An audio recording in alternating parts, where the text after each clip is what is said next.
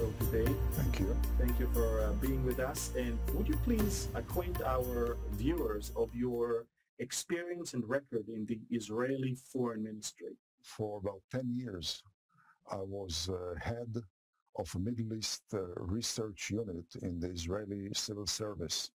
And that acquainted me with the unpredictabilities and the instability and in a way with the frustrating nature of the Middle East and the difference between the Middle East state of mind and Western state of mind. I was then posted to Houston, Texas, and I became the Consul General for Israel to the southwestern states. And that was a very rewarding experience which introduced me to small town America and flyover America, an area with abundance of appreciation of the Judeo-Christian foundations of the U.S. and Israel, and also an area which is largely unknown to Israeli movers and shakers.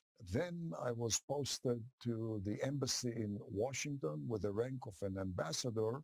I was in charge of our relations with the U.S. Congress, which acquainted me with the House of Representatives and with the Senate, but mostly with the power of the individual constituent.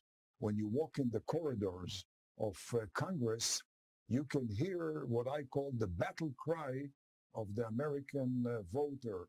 We shall remember in November. And no constituent should undermine his or her potential impact on the representatives in the House or the senators. They fear the constituents, and they reflect basically the will of the constituents. Ambassador Ettinger, 2020 marks 400 years of the relationship between Israel, or the Judeo, I would say, culture and religion with the American culture. And it seems to me that a lot has changed ever since. And what do you think happened that caused so many things to change along the course of the years?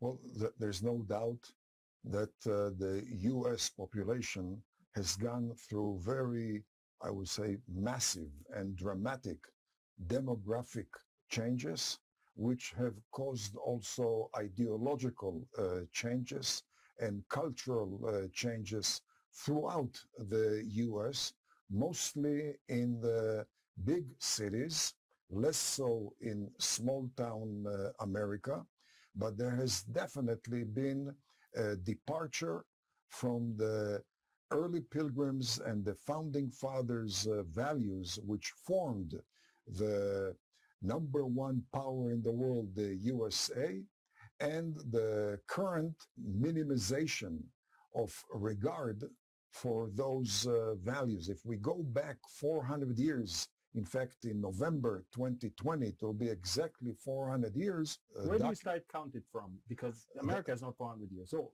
Yeah, but November was the arrival of the Mayflower, and the 102 passengers on the Mayflower to the shores of New Plymouth in the USA of today.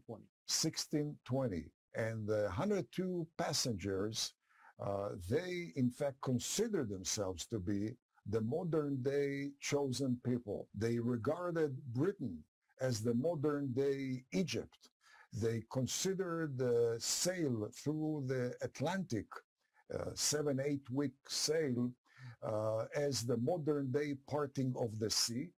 And the USA of today was referred to as the new Israel, new Canaan, the modern day promised land. Therefore, we are talking here in Jerusalem. We only have one Jerusalem in Israel. In the U.S., you have 18 Jerusalems. Wow. You have, in fact, 32 Salems. Salem, or Shalem in Hebrew, was the original name of Jerusalem. You have 18 Zions, among them Zion National Park. You have more than 80 Shilohs in the U.S., over 20 or 30 Bethels in the U.S., and many other such towns.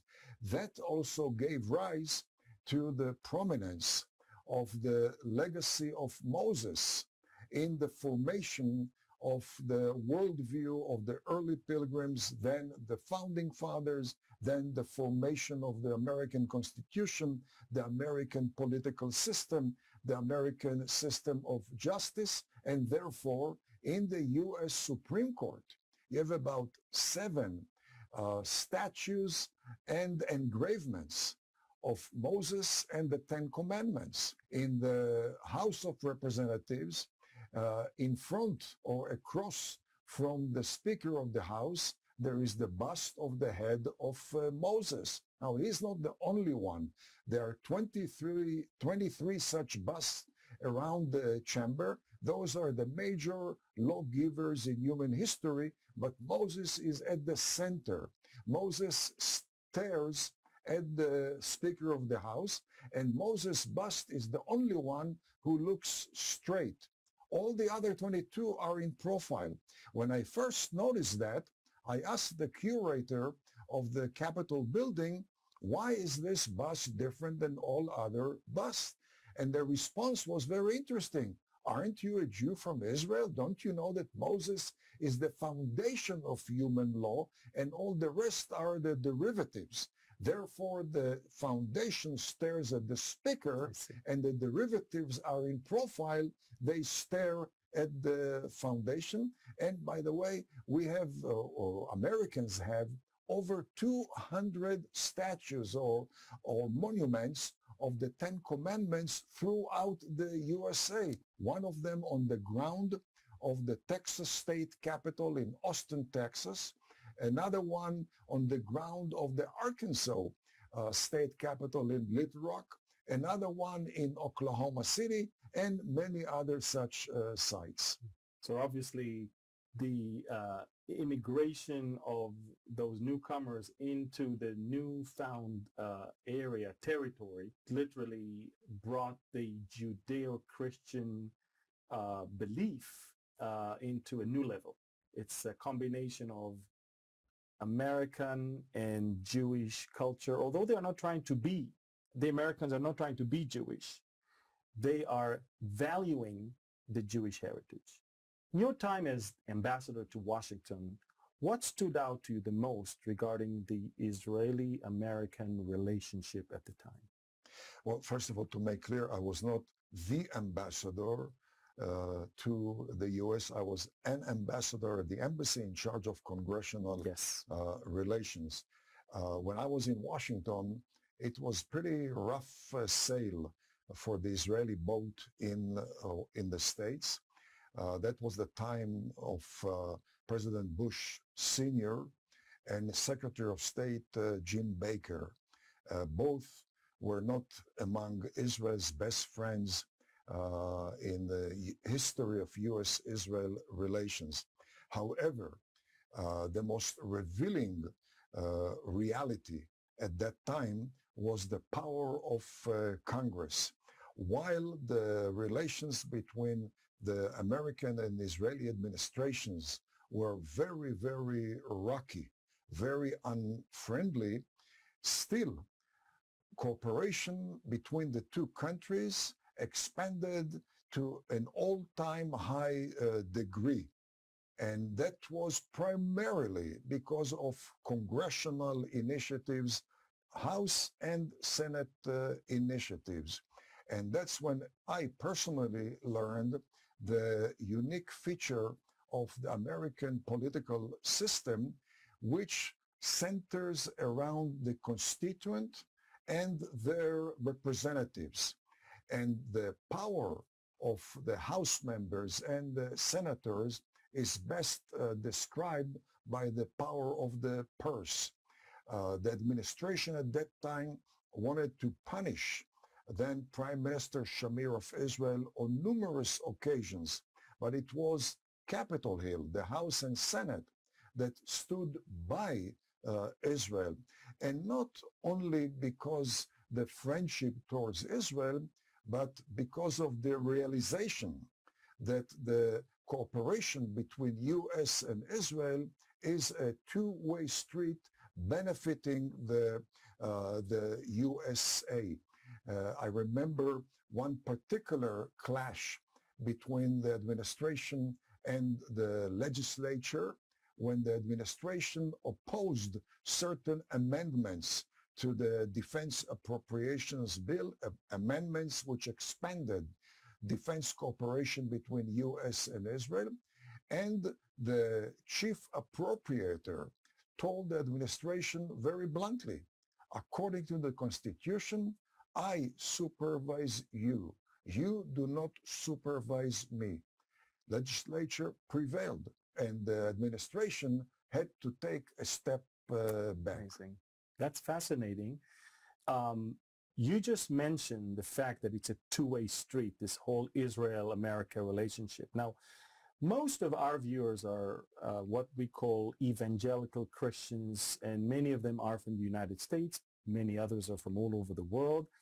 And for them, the benefit of standing by Israel is primarily spiritual and biblical. However, reading your articles, and at the very end of this interview, I would like you to introduce your blog and your report that you put up every few weeks.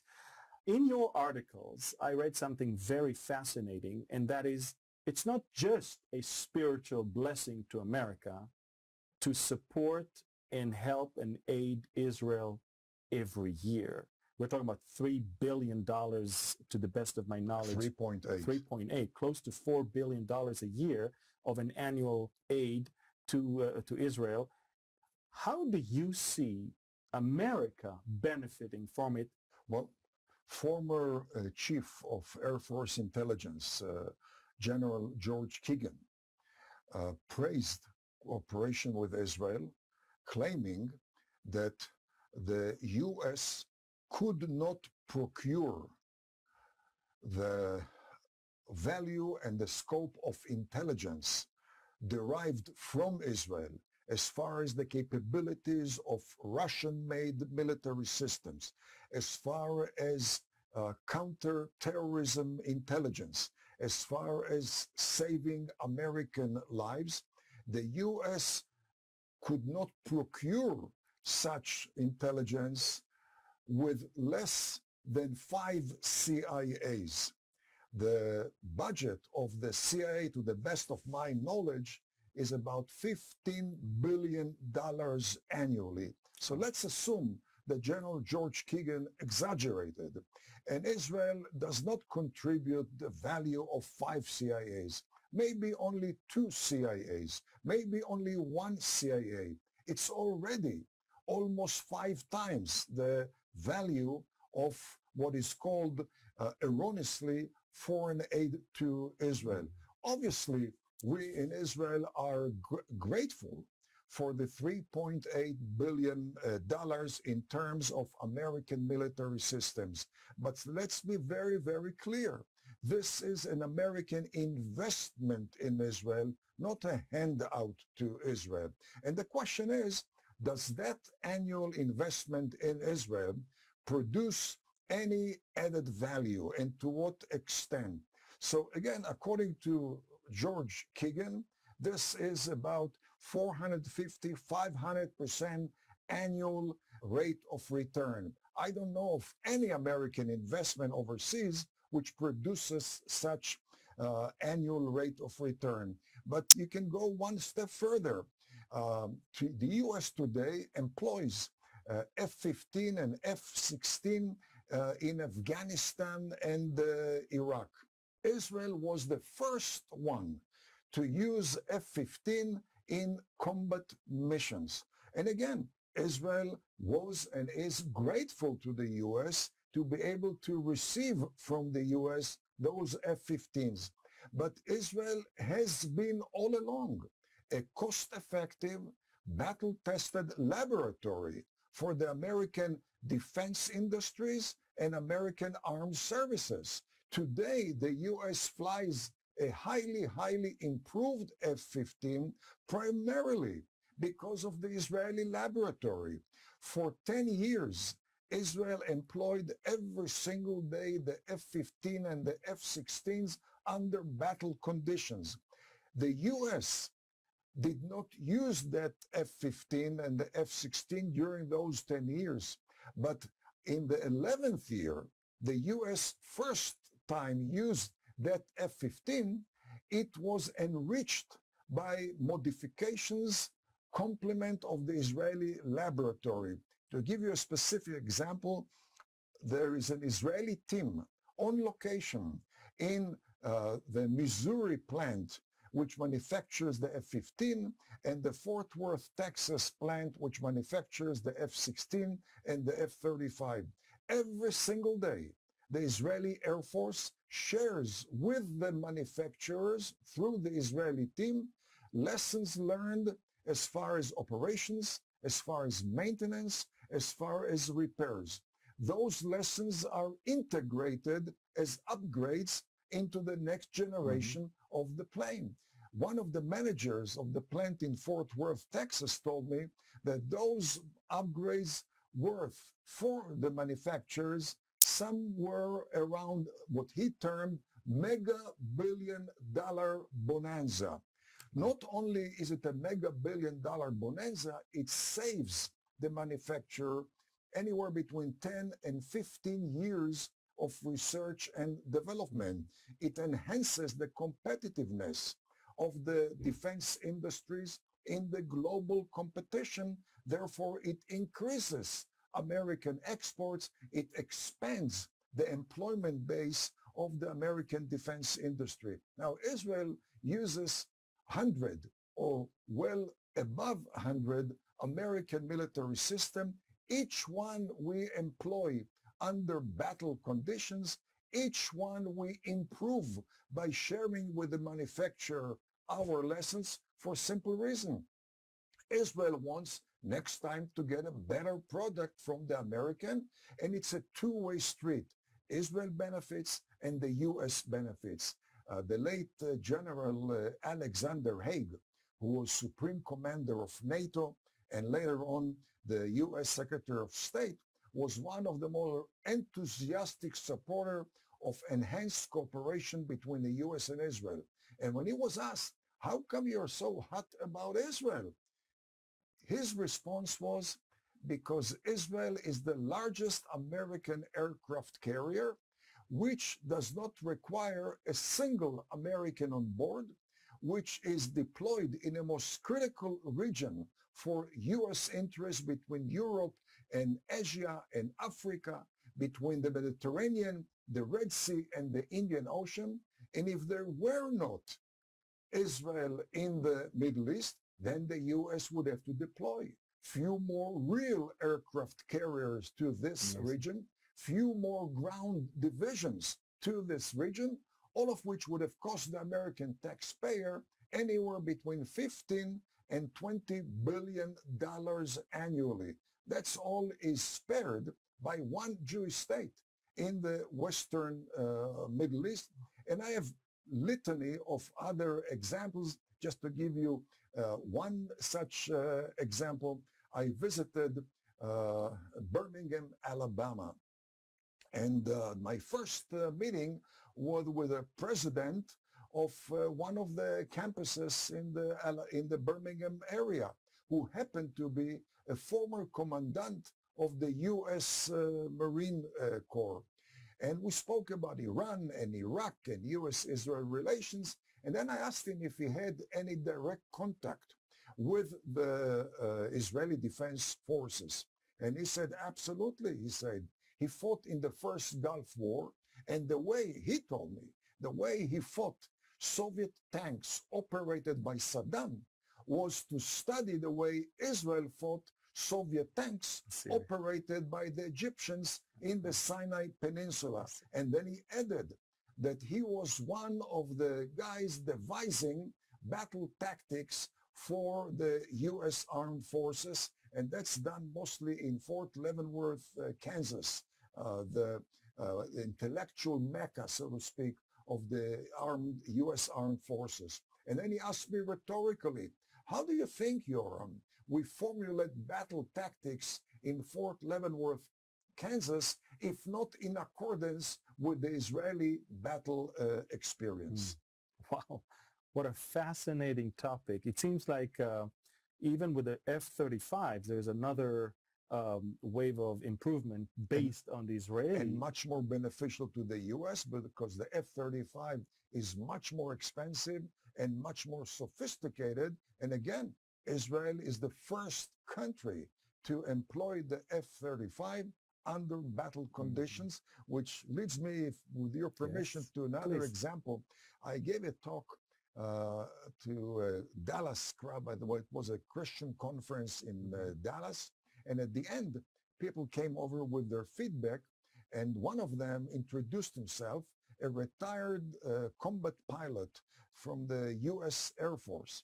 And he said, I would like to add one more example to your inventory. And he said that being a retired combat pilot, he knows that the most productive time for American combat pilot is joint exercises with the Israeli Air Force. My response was that I'm very gratified to hear that, but it's very difficult for me to accept it because, after all, Israel is employing American hardware. The IQ of Israeli pilots is not higher than the IQ of American pilots. So why would American pilots benefit mostly when they practice together with Israeli pilots? His response was, because Israeli pilots fly always under do-or-die state of mind, whether it's training or operation. Once you take off in Israel due to the narrow waistline, you are already within enemy's radar range and enemy's missiles range. American pilots rarely, if at all, experience do-or-die state of mind. When you fly under do-or-die state of mind, told me the American pilot, you perform much more creatively, much more audaciously, and you stretch the capabilities of the American plane to a range which Americans don't realize. And he told me the only way for us, American pilots, to realize how excellent is the F-35 or the F-16 or the F-15 is to watch the Israelis maneuvering our plane. That's the reason it's so beneficial for the American Air Force to conduct joint exercises with the Israeli Air Force. And by the way, during the height of the COVID-19, it was the end of March, when the U.S. canceled almost all joint exercises with foreign militaries. One of the very, very few exercises which was not canceled was a joint F-35 exercise maneuver between American and Israeli F-35 planes. And the aim was, again, for the Americans to realize how really good is the F-35. Ambassador Ettinger, I'm going to ask you now a political question, but also it borderlines with Bible prophecy and that which really intrigues many evangelical Christians around the world. The book of the prophet Ezekiel describes something that many Israelis and Jewish people around the world are well familiar with, and that's the term Gog of the land of Magog. Now, of course, I'm not going to go into all of that, but literally the biblical account speaks of a future invasion into prosperous Israel. And the biblical names given in that chapter are biblical names that I could verify them through Josephus Flavius and others as modern-day Russia of today, modern-day Turkey of today, modern-day Iran of today, and then Libya and Sudan as well. And the biblical account is telling us that Israel will be saved because of God's intervention, but there will be no help coming on the way from any other country. However, an interesting protest for the invasion into Israel is going to come not only from the West, but actually from Sheba and Dedan, which is Saudi Arabia of today. And now we're coming to your area of expertise, and that is the ever-changing relationship between Israel and the moderate Sunni Arab world today, as well as the probability of one day a Democrat White House that will no longer see the benefit of even coming and helping Israel. Do you see those things as you look at what's going on in America today and what's going on in the Middle East as well? Well, it's not only the question of an American president who may not appreciate the benefits derived to the U.S. from its ally Israel. It's the question of the tenant of the White House comprehending the complexities of the Middle East, realizing, for instance, the clear and present and lethal danger to the U.S., to the free world from the Ayatollahs of Iran, potentially from Erdogan of Turkey, who wants to reestablish the great Ottoman Muslim empire stretching from Central Asia through the Middle East into Europe, into Africa, and beyond. The reality is that the Ayatollahs of Iran are not motivated by better standard of living. They certainly are not motivated merely by acquiring control of the Persian Gulf or the Arabian Peninsula or even the Middle East. The Ayatollahs of Iran consider themselves to be the legitimate, divinely ordained leader of the entire world and the chief emissary of the spread of Islam throughout the globe. We have today already Iranian presence in Central Asia, Iranian presence in the continent of Africa, presence in South America, Central America, and growing number of Iranian sleeper cells in the USA. Israel has been in recent years the front line in facing Iran. Israel on the Golan Heights constrains the moves of the Ayatollahs in Syria. Israel on the Golan Heights constrains the moves of Erdogan of Turkey, who has his troops also in Syria and Iraq. And certainly Israel on the Golan Heights constrains the moves of Russia, which is present in Syria. Moreover, when it comes to the pro-American Arab regimes, such as Saudi Arabia and the United Arab Emirates and Bahrain and Kuwait and Oman, certainly Jordan and Egypt, each one of them has recently expanded its ties with Israel, not because they love peace and not because they accept the so-called infidel sovereignty in what they call the abode of Islam, for a simple reason. They all consider the Jewish state to be the most effective life insurance agent in the Middle East, upon which they can trust, upon which they can rely. They had bad experience with President Obama for 10 years when they saw the number one threat to each one of them, the Ayatollahs of Iran, getting tailwind from Washington. They have better experience currently with President Trump, but they fear what will happen in January. One thing they're certain, whether it's left-leaning coalition in Israel or right-leaning coalition in Israel, they can trust the capabilities of the Jewish state.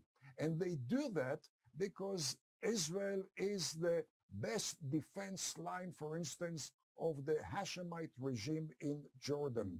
The Hashemite regime of Jordan knows very well that should there be a Palestinian state west of the Jordan River, it would doom the Hashemite regime east of the river.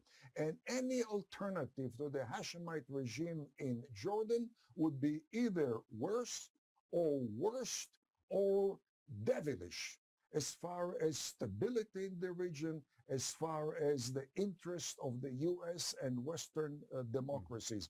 Once the Hashemite regime is toppled, there will be ripple effects from Jordan southward into Saudi Arabia and the rest of the Arabian Peninsula pro-American regimes. And therefore, Israel stands on the way of the Ayatollahs to implement their megalomaniac vision to control the entire world. We stand on the way of Erdogan of Turkey to follow a similar megalomaniacal vision of his own. And therefore, once again, it's Israel which is the most effective beachhead of the U.S. in such a critical region, not only for the Middle East, but for the entire world. Do you agree with me that the Democrats of 20 years ago in America are not the Democrats of today? And their view of Israel then and their view of Israel today is quite different. Well, it's not only the view of Israel. There is a term in the U.S. Blue Dog Democrat, which is contrary to a yellow dog Democrat. A yellow dog Democrat would rather vote for a yellow dog than for a Republican. A blue dog Democrat is a moderate Democrat. In the old days, you couldn't be elected for a nationwide position unless you have the support of the blue dog of the moderate Democrats. It may be that those days are gone. We'll have to wait for November to realize that, but there is no doubt that the radical wing of the Democratic Party is expanding substantially. And that goes back to the fundamental values which surged the U.S. to global prominence.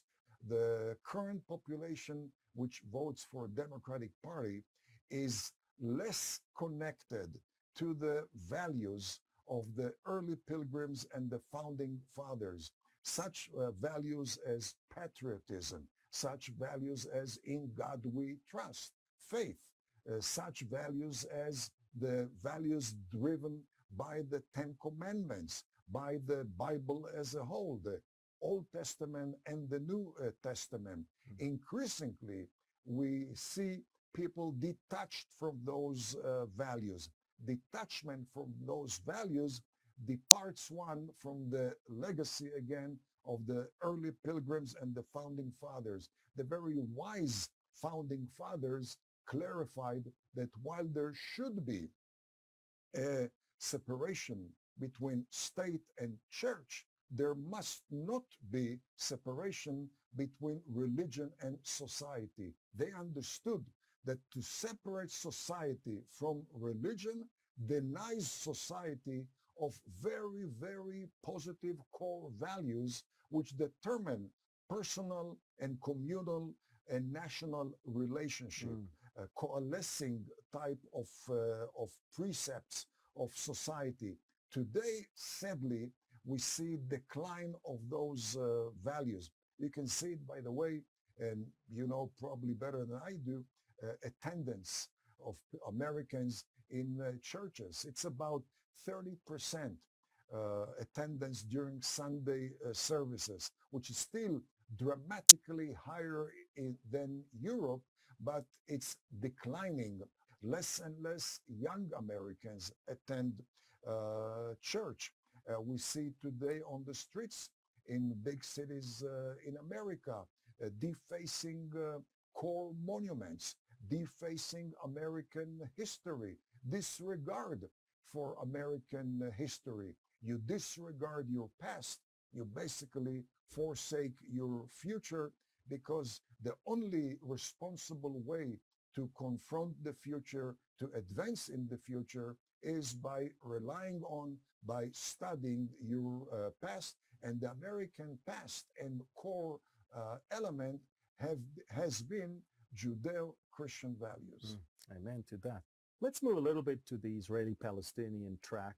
I know that you wrote quite a few things on the benefit of an Israeli imposition of sovereignty on Judea, Samaria, and the Jordan Valley. I'm talking about part of the Trump deal of the century. It seems to me that most Israelis are more or less happy about that deal, whereas the Palestinians categorically are against it. Do you see any benefit for America from an Israeli implementation of sovereignty in the Jordan Valley and the settlements in the West Bank? I'll take you back to October 1994, the signing of the Jordan-Israel Peace Treaty. I heard from top Israeli military commanders that they were approached by their Jordanian colleagues at the ceremony and were told clearly, make sure that no Palestinian state is allowed to be established on the mountains of Judea, Samaria, and the Jordan Valley, because that will doom us in Jordan, east of the Jordan River. Namely, an Israeli control of the mountain ridges of Judea, Samaria, and the Jordan Valley is the first line of defense for the Hashemite regime in Jordan.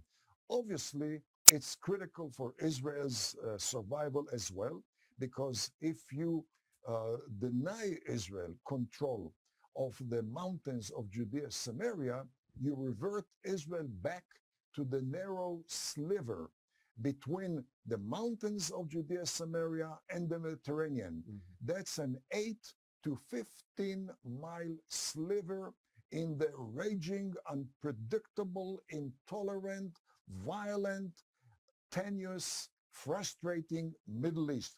Those are suicidal lines. However, controlling the mountain ridges of Judea, Samaria renders the U.S. major benefits.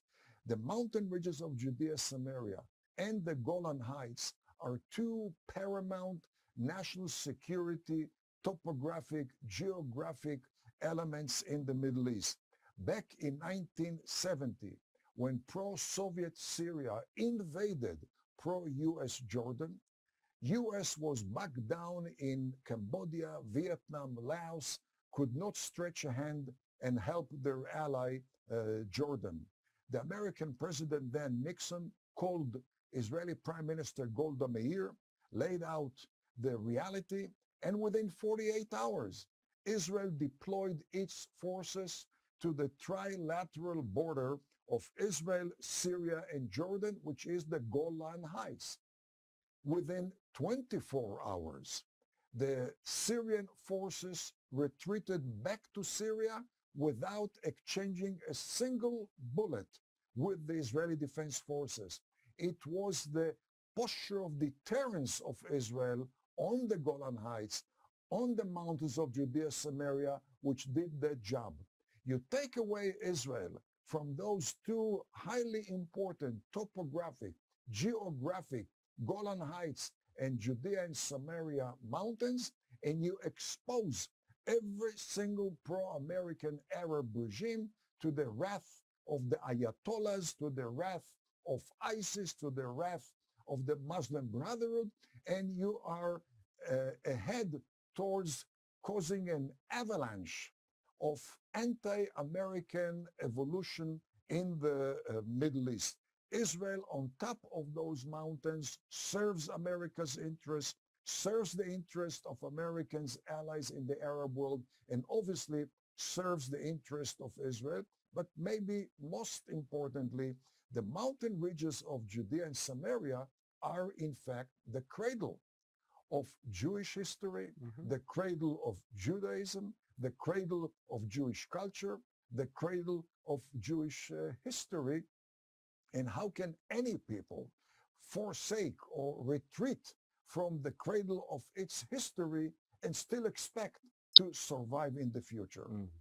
Ambassador Oettinger, one of the most frustrating things to me as an Israeli, and I consider myself as a conservative Israeli. I don't like to use the terms right or left. I think there are the conservatives, and I think that there are those that call themselves progressives. And once they, by the way, they call themselves progressives, they almost claim that we are left behind, that we are somehow thinking old-fashioned way. But you know what?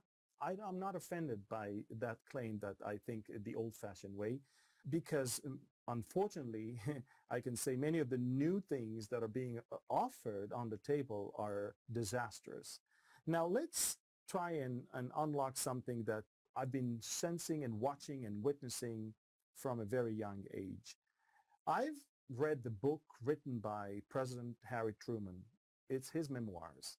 And the chapter that he gave to the birth of the State of Israel was fascinating to me, because I saw almost the same tricks that I see today of intimidation, of painting things in the worst way in order to stop America from taking bold steps when it comes to supporting Israel's existence and Israel's sovereignty here. I'm not even talking about Judea, Samaria, or the Golan Heights. I'm talking about Israel as a nation. You and I know that if it wasn't for President Truman's determination, if it was all up to the State Department of that time with George Marshall as the Secretary of State, the U.S. wouldn't or would not have voted yay for a Jewish state. They did not want that. More than 70 years later, we all witnessed when it comes to President Trump's move of the embassy to Jerusalem. Now, this intimidation is not only coming from the liberal State Department, but it also comes, unfortunately, from the Israeli establishment. We see the same thing going on with Israeli Foreign Service and Israeli generals that I think were brainwashed in somewhere in America in their studies. And how do you, as someone who served in, obviously you served in the Israeli military, but you also served in the Israeli Foreign Service, how do you settle all that we know about this region and all that we know about the people we're dealing with, our neighbors and all that, with this mindset that still land will give us peace, and still let's not make our neighbors angry. Let's not take care of our own, lest we make our neighbors angry. How do you see that? Well, this has been the reality of so-called Western conventional wisdom. And by Western, I also include Israel. And the record is very, very clear. As you suggested, in 1948, the State Department, the Pentagon, and the CIA, along with the New York Times and Washington Post, they all opposed the establishment of a Jewish state, claiming that the Jewish state was going to be pro-Soviet, anti-American. And why was that? Because the founding fathers of the Jewish state came from East Europe. It never occurred to them that coming from East Europe made them very well aware of the evil of communist system, and therefore they became right away pro-American. They also claimed that the Jewish state would not be able to sustain the coordinated Arab invasion of that newly founded state, and they were overwhelmed when we crashed all the Arab armies around us. They also claimed that supposedly there was a zero-sum game. Either you're pro-Israel or you're pro-Arab, and it never occurred to them that Arabs have many more issues which are much more important than the Israeli issue. And in fact, when you go fast forward 72 years from 1948, you find out how wrong the establishment was at that time. But it wasn't the only time they were wrong. 78, 79, it was an American president, Jimmy Carter, who stabbed the back of America's policeman in the Gulf, America's arch ally, the Shah of Iran. And it was the conventional wisdom of Jimmy Carter and the Department of State and basically the defense and the foreign policy establishment in Washington, which assumed that Ayatollah Khomeini, in exile those days in Paris, only wanted democracy and he wanted peace. And it was the despotic Shah, supposedly, who denied the Iranian people peace and democracy. And in fact, it was an American president who transformed Iran from the number one ally to the number one enemy, epicenter of international terrorism.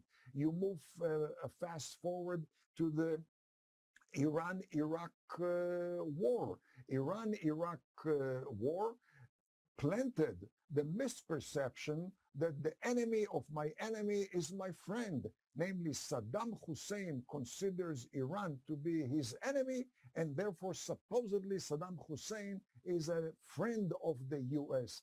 And literally until the day of the invasion of Kuwait, back in August of 1990, the US considers Saddam Hussein to be worthy of joint intelligence exchanges and agreements, of target to receive dual-use sophisticated systems from the US and be a recipient of mega-billion dollars worth of loan guarantees.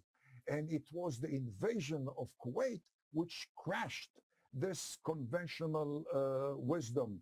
When the Arab tsunami erupted in December of 2010, right away, it was accorded the very elegant name Arab Spring by the foreign policy establishment in Washington, by President Obama, by the Secretary of State, by the National Security Advisor, and it never occurred to that establishment that the riots and the bloodletting on the streets of Arab capitals in the Middle East was not indeed a Facebook revolution or youth revolution or march of democracy, as Obama and Hillary Clinton and John Kerry defined that.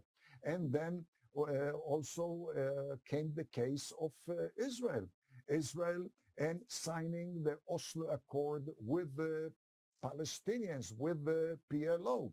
The Oslo Accord, for any realistic assessment of the Middle East, was a major self-destruct agreement. However, it was President Clinton, together with Israeli leaders in 1993, who blessed Yasser Arafat of the PLO as a peacemaker, ushered him in to receive the Nobel Prize for Peace, notwithstanding the fact that the Oslo Accord introduced unprecedented wave of hate education, an unprecedented wave of Palestinian terrorism into our area.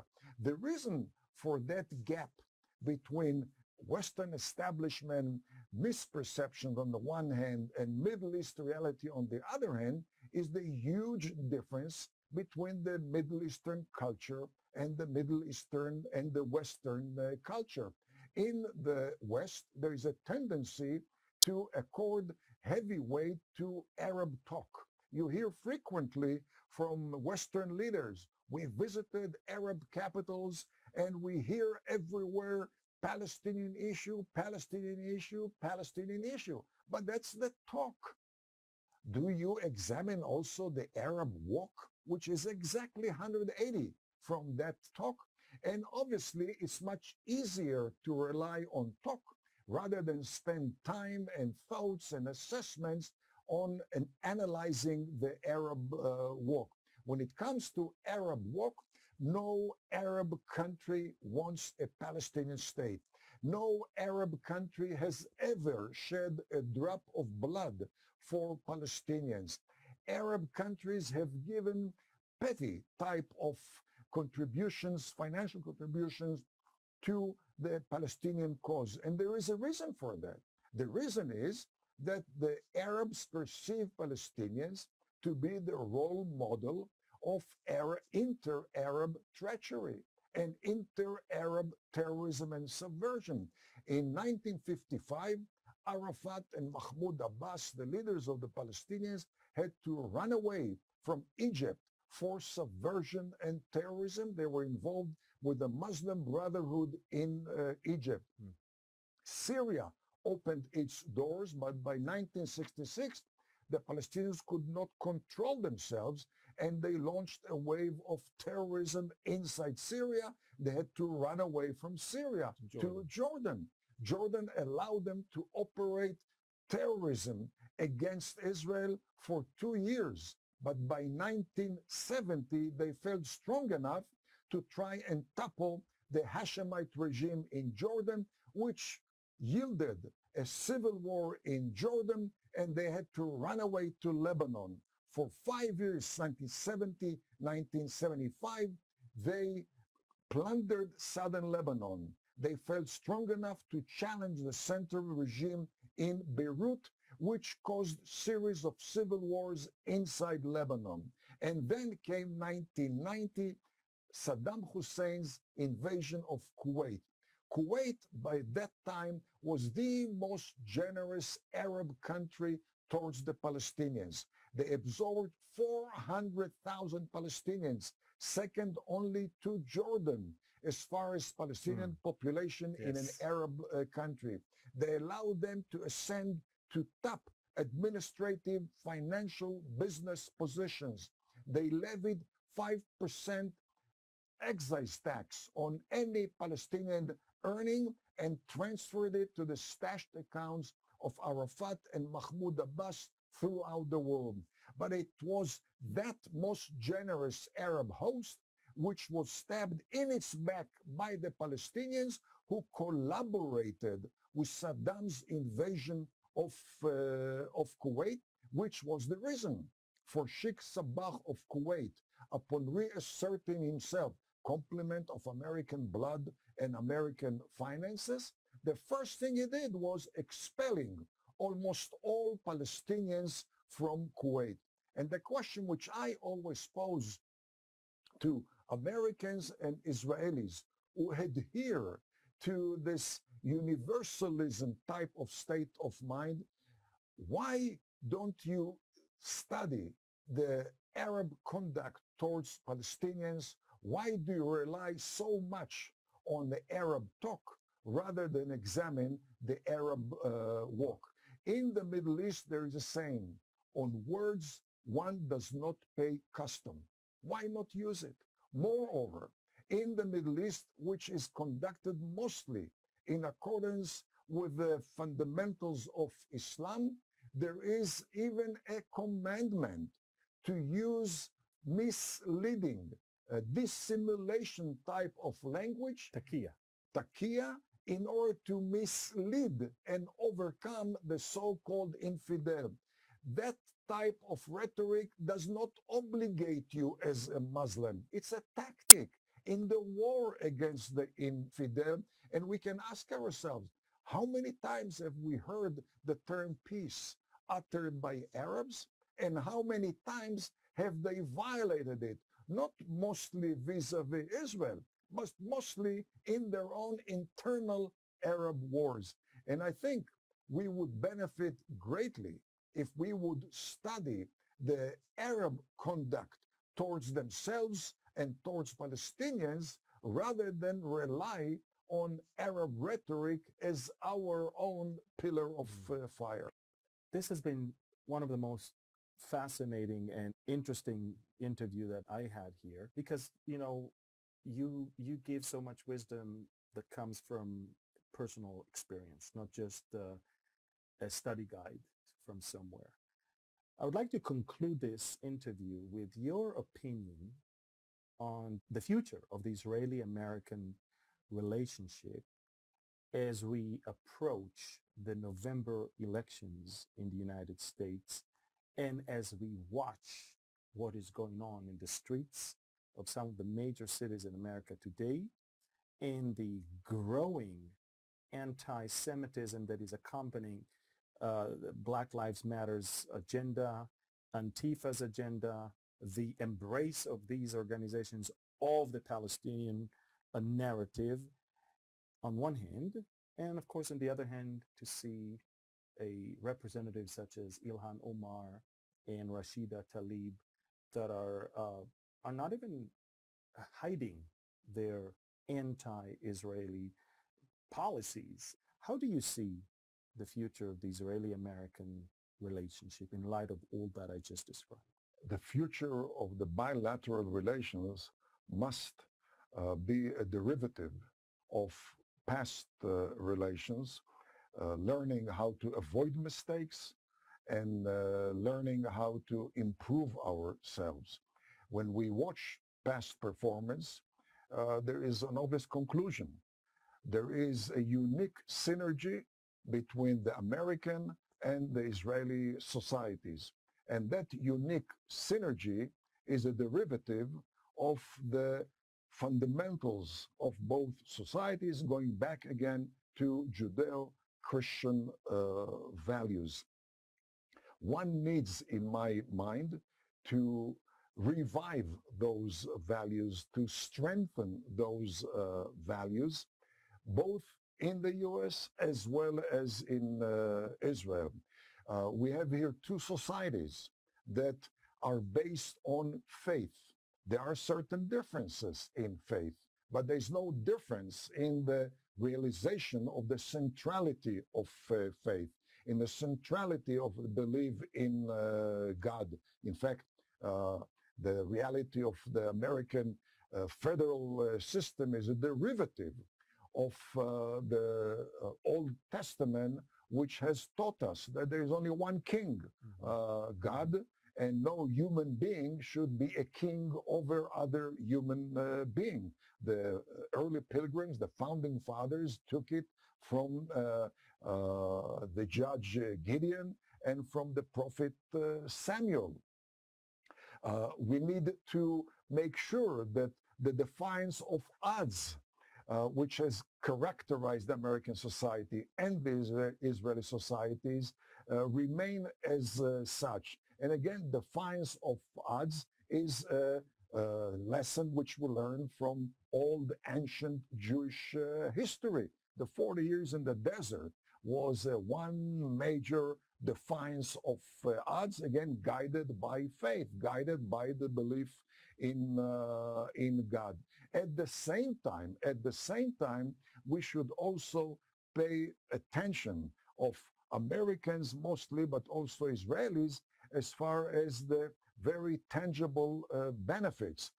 We are today collaborating medically to find different medications, different vaccination systems against the coronavirus and against future pandemics. And again, American and Israeli biotech companies have worked together for many, many years, yielding much benefits to both sides. There is a reason why some 250 American high-tech giants operate research and development centers in Israel, leveraging the brain power. And the reason has to do with the synergy between the American brain power and the Israeli brain power. And I would venture to say more than any other synergy, whether it's American British or American French or American German. The American-Israeli synergy works better commercially, works better militarily, works better because of the foundations of both societies. I would like to see Israel paying more attention to small-town America.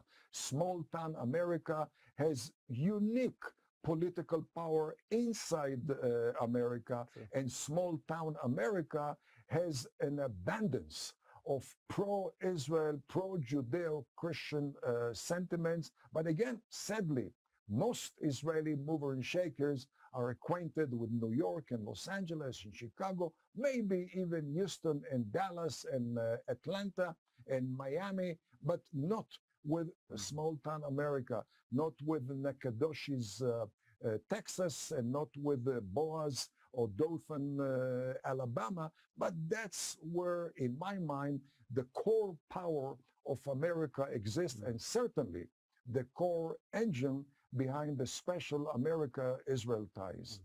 Ambassador Oettinger, if people want to stay in touch with what you write and what you say, Can you tell our viewers how to follow you on social media or forums that you are writing for? Well, I publish weekly articles in English and in Hebrew. They're posted on my website, www.theettingerreport.com. I also post my articles on Facebook and Twitter and LinkedIn. I produced a number of short videos on the 400th anniversary of U.S.-Israel kinship on various aspects of the Middle East. And I would welcome any feedback, even straight directly to my own email, which is one word, yoramtex@gmail.com. Well, thank you very much for being our guest on this interview. And I'm looking forward to the next time we're going to meet together and talk on current issues and glean from your wonderful wisdom. You are the voice of hope, the